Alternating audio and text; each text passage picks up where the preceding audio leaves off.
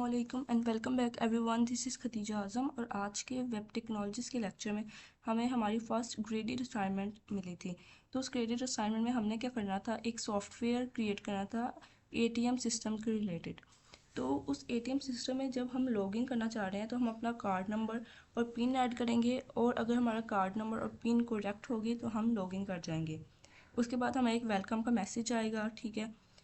उसके बाद अब हमारा इस जो है असाइनमेंट में मेन टास्क ये है कि हम बस अपनी अमाउंट विदड्रॉ करवाना चाह रहे हैं। आगे हम इस जो है टास्क को मॉडिफाई भी करेंगे, पर अभी हम वो टास्क करेंगे जो हमारा मेन असाइनमेंट का काम है।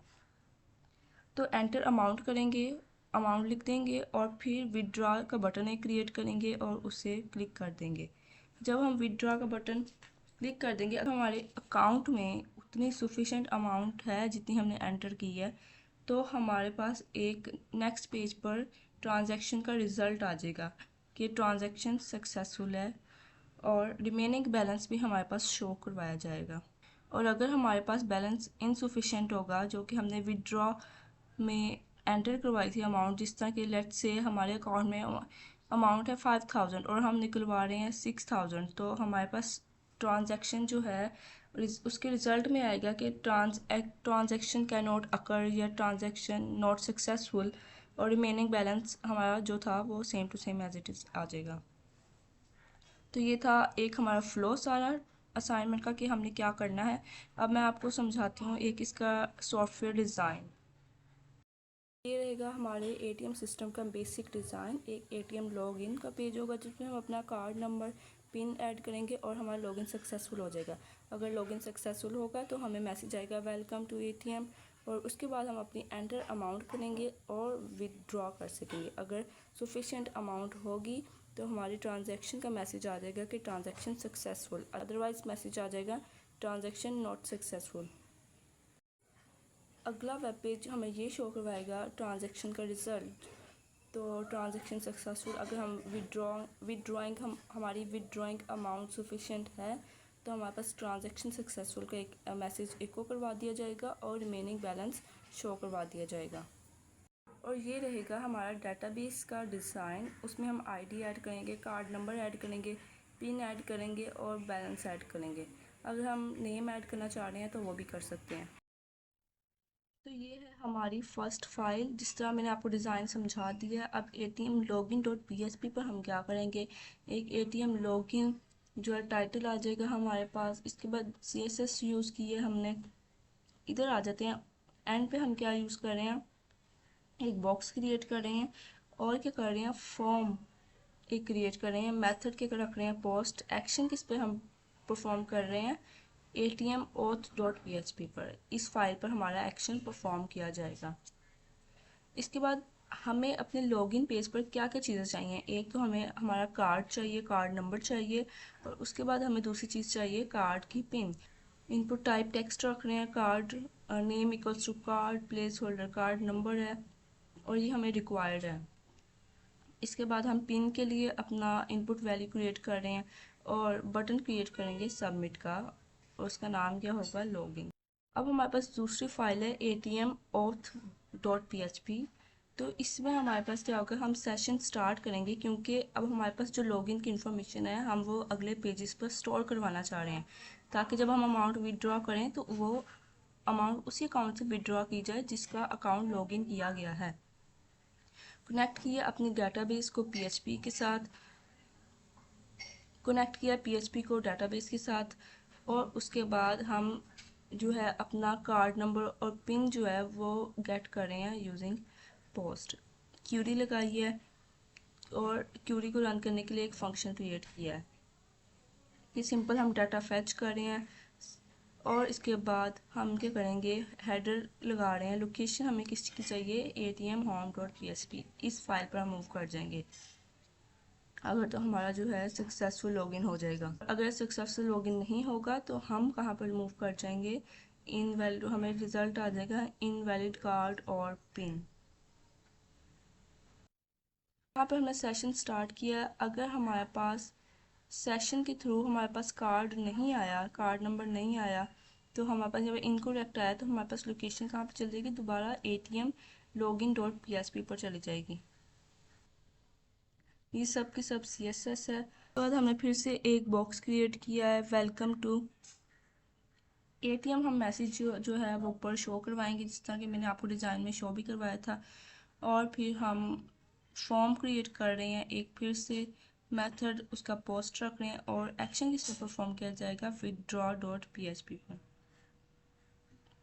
इनपुट टाइप हम रख रहे हैं नंबर, क्योंकि हमने यहाँ पर विदड्रॉ के लिए एक विदड्रॉ करने के लिए ये सब कुछ क्रिएट कर रहे हैं। विदड्रॉ के लिए हम अमाउंट डालेंगे और उसके बाद हम एक विदड्रॉ का बटन क्रिएट कर देंगे। इसके बाद हमारा एक्शन परफॉर्म हो रहा था withdraw.php। उधर जाकर देखते हैं कि क्या हो रहा है। ये रहा हमारा withdraw.php का सारा कोड। सेशन स्टार्ट किया, कनेक्ट किया अपनी डाटाबेस को और PHP को। सेशन के थ्रू हमने क्या है, कार्ड नंबर ले लिया और अमाउंट हम किस तरह ले रहे हैं, पोस्ट के थ्रू, जो कि हमने यहाँ पर स्टोर करवाई थी। क्यूरी है, फिर से सेम सारा वही काम। ये कोड्स हम बहुत दफ़ा समझ चुके हैं। मेन हमारा जो काम था वो था कि मैं आपको एक बता दूं कि हमारी असाइनमेंट में क्या क्या हो रहा है। अच्छा, तो इस चंक को समझ लेते हैं। इधर हमारे पास क्या यूज़ किया जा रहा है कि अगर हमारे पास बैलेंस है, जो हमारे अकाउंट में करंट बैलेंस है, वो ग्रेटर और इक्वल टू अमाउंट, उस अमाउंट की जो हमने एंटर किया विदड्रॉ करने के लिए, तो हमारे पास न्यू बैलेंस क्या आ जाएगा, बैलेंस में से जो ओरिजिनल बैलेंस है उसमें से अमाउंट को माइनस कर देंगे। ये हमारे डाटाबेस में जो है बाद में शो करवा दिया जाएगा। जितनी हम अमाउंट विदड्रॉ करवाएंगे उसके बाद हमारा बैलेंस में से अमाउंट को डिडक्ट करके हमारे पास जो अमाउंट बैलेंस है वो चेंज कर अपडेट हो जाएगा। उसके बाद हम अगर हमारा जो बैलेंस है वो ग्रेटर और इक्वल टू अमाउंट एंटर्ड है, तो हमारे पास एको करवा दें हम सक्सेस, ट्रांजैक्शन सक्सेसफुल, और रिमेनिंग बैलेंस बता दिया जाएगा। वरना अगर हमारे पास बैलेंस ज़्यादा नहीं है या इक्वल नहीं है जो कि अमाउंट एंटर की गई है विदड्रॉ करने के लिए, तो हमारे पास क्या एको करवा दिया जाएगा, इनसफिशिएंट बैलेंस। ये था बेसिक हमारी असाइनमेंट। तो अपनी इस ATM सिस्टम में हम बहुत सी मॉडिफिकेशंस कर सकते हैं, जैसे कि हम डिपॉजिट मनी का एक बटन क्रिएट कर सकते हैं, हम चेक बैलेंस क्रिएट कर सकते हैं का बटन क्रिएट कर सकते हैं, देख सकते हैं कि हमारे अकाउंट में कितना बैलेंस है। इसके बाद एक हम जो स्टेटमेंट क्रिएट कर सकते हैं, मिनी स्टेटमेंट, कि हमारी जो पिछले कितनी ट्रांजैक्शंस हो चुकी हैं। बहुत ज़्यादा मॉडिफिकेशंस हैं, तो अभी मैं आपको एक या दो मॉडिफिकेशन करके दिखाऊंगी अपने सिस्टम में।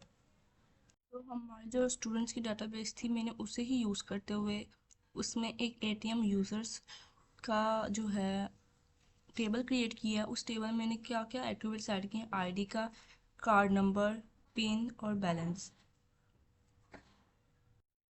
और यहाँ पर ID हमने ऑटो इंक्रीमेंट कर ली, कार्ड नंबर और पिन के लिए हमने कंडीशन लगा दी यूनिक नॉट नल।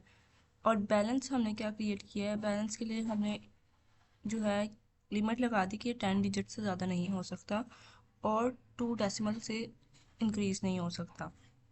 तो चलिए देखते हैं इस कोड की एक आउटपुट। ये मैंने पहले लॉगिन किया हुआ था, इसको क्रॉस करते हैं, यहाँ से प्लस करते हैं HT, यहाँ पर अपना URL डालते हैं। मेरे जो कोड का नाम था वो था ATM लॉग इन, और मेरे फोल्डर का नाम मैंने रखा है ATM। एंटर कर देंगे तो आप देख सकते हैं डिस्प्ले पेज हमारे पास आ गया, लॉगिन पेज हमारे पास आ गया। कार्ड नंबर ऐड करते हैं, यहाँ से 11 ये और ऐड कर लेते हैं, ठीक है।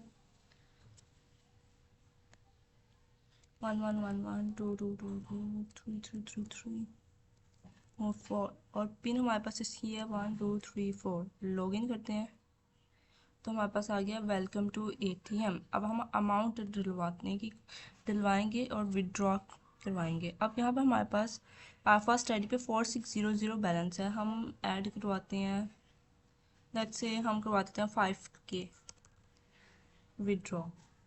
So you can see transaction का रिजल्ट आ गया है इनसफिशिएंट बैलेंस।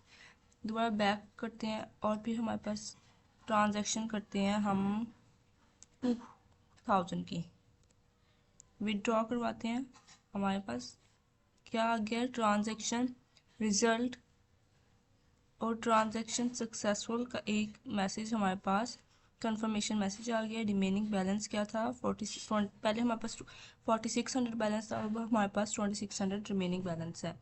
और हमारा यूआरएल कहाँ पर शिफ्ट हो गया, वो हमारे पास withdraw.php पर शिफ्ट हो गया है। तो ये था हमारा बेसिक एटीएम सिस्टम। अब हम ट्राई करेंगे कि इसमें कुछ मॉडिफिकेशंस करें।